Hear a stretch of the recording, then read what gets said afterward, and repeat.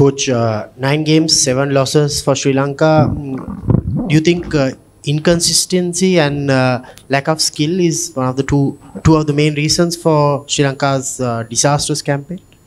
I think inconsistency. I think it'd be fair to use that word. I think we've played some good cricket along the way, and I think we'll look back on certain games and miss opportunities, to be honest. There has been certain games during this campaign that if we'd have taken the opportunities that were put our way, this could have looked a lot different. But the fact is that we have been inconsistent, and it's something that we've been working on for a long time and something that we need to continue working on. So yeah, I think inconsistent is a word we can use. Coach, batting again has been collapsing for a long time now. What do you think happened today? The batting conditions were really good and the ball was coming through really nicely. What do you think happened today, especially? Listen, it's a tough one. As you say, it's happened a few times. And it's something that certainly during the debrief when we get back and when we dissect what's happened in this tournament, it's something that we have to look at and we have to find some answers. Because clearly we need to start putting runs on the board on good wickets and putting other teams under pressure, and we haven't done that. Chris. Hi. Batting and bowling obviously are reactive skills, but how frustrating is it that the catches that have gone down the number of catches that have gone down throughout the tournament? Yeah, it's frustrating because, I mean, certain catches that we've put down during this tournament have cost us heavily. It's, again, something that we're constantly working on. Our fielding coach is constantly working on that and trying to obviously push the standards higher. But clearly there's still work to be done as well. I mean, we are getting ourselves in positions where there's more catches coming our way. We're being brave and going for the half chances more. But it's clearly we have to start hanging on to these if we want to start turning games in our favour.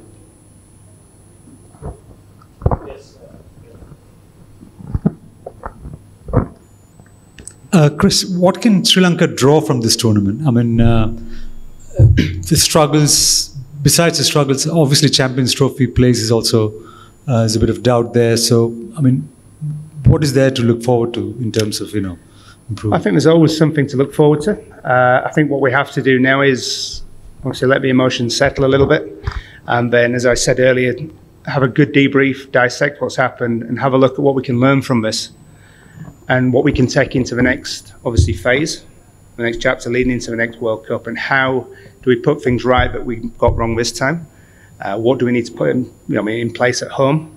What structure do we need to put in place? And just really plan a proper plan leading into the next cycle to make sure that when we arrive at that cycle, we have everybody on the park, we have everybody available, and we can put our best foot forward. Chris, it wasn't that long ago that Sri Lanka was consistently getting into semi-finals and finals in major global tournaments. Obviously, that's a few years ago, and it's kind of been said, by quite a few people, and I suspect it'll be said again after this, this campaign, that perhaps Sri Lanka is on a terminal decline. That there's, I know that you haven't been around for that long, but there's also, there's been news from home about, changes in administration and a little bit of chaos there. What does it feel like to you on the inside? It's, I guess, like people saying that Sri Lanka cricket has been heading downhill for a while. Well, I mean, it's obviously this campaign has been disappointing for us, but if we look at previous campaigns before that I've been involved in, certainly the win percentage has gone up. When it comes to obviously what's happening back home at the moment, being an outsider, the politics of Sri Lanka is not really my business, so I will respectfully decline to go into those areas. I think what we've tried to do here is try and keep the camp together, keep focused on what we've been trying to do, and obviously try and win here. That's the best we can do. Chris, how much pressure that this campaign has put on you and the rest of the coaching staff? How much, sorry? How much pressure that this campaign has put on you and the rest of the coaching staff? Listen, every big campaign comes with its pressure, doesn't it? What you have to do is try and plan the best you can, try and prepare the players the best you can. And other than that, there's not a lot else you can do. So that's what we've done. We've tried to stick to the process. We have a good game plan in place that has worked for us in various campaigns. And we've got to keep believing, really. And again, during practice sessions here, we've done the best we can to prepare. But unfortunately, I mean, that inconsistency has followed us onto the field, and we've had results that at times could have gone our way had we taken the opportunities. So, but there's pressure in every campaign. There's not a lot you can do about that. Chris, now with the T20 World Cup scheduled next year, and you said about having a plan for the next 50-over World Cup, which is in 4 years' time. So, and it was mentioned earlier as well, before, I mean, in the meantime, preparing for this 2023 World Cup, we had 2 T20 World Cups in between. So you had to prepare for that as well. So now, when you plan for a 4-year period for a 50-over World Cup, having a T20 World Cup in the middle, how does it affect the planning of a 50-over World Cup? I don't think it does. I think you constantly have to plan for both because, I mean, there's 2 forms of cricket. Your T20 and your 50 overs are going to be there anyway. So there's a long-term plan, obviously, over 4 years to make sure we arrive in the next World Cup in the best possible position we could be.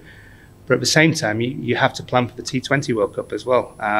And the one thing we have got and what we have done is show we are very capable of competing in T20 cricket. So again, we have to make sure we plan properly and prepare properly. So we have got our best players available to us come that time. And I think that's the key thing for us, is to make sure that our best players are available come the start of that competition and that the best players are in form. Chris, from your point of view, what are the best positives Sri Lanka can take back home? Yeah, I mean, listen, it's as I said earlier, I think we have to let the emotions settle at the moment. But I think what we have to do is, as I've explained before, is we have to dissect this. We have to have a very good debrief and dig deep into what has worked and what hasn't worked, and then try and plan that way forward, obviously, for the next cycle. And I think they're the positives that we need to take from this now, is how do we best prepare the boys and the generations that are coming through to actually compete in the next World Cup, and make sure that come that World Cup that we are competing and we're ready. And as I say, we have all our best players available. Thank you, guys. Thank you very much.